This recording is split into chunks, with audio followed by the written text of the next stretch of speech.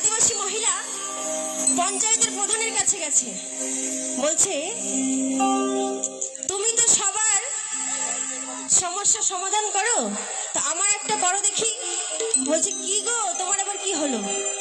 বলছে আমার বাড়িতে একটা ছোট জবা ফুল গাছ আছে, আর আমার পাশের বাড়িতে এত সুন্দর গোলাপগুলো আছে না, আমার মরদটা সেই জবা ফুলটা না দেখে গোলাপটা পিছনে ছুটে।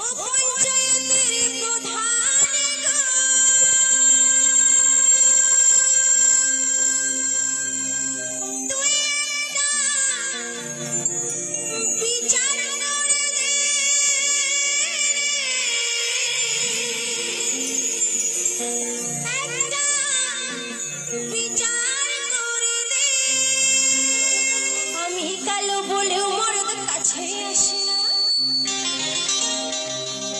আমি কালো বলেও মরদ কাছে আসে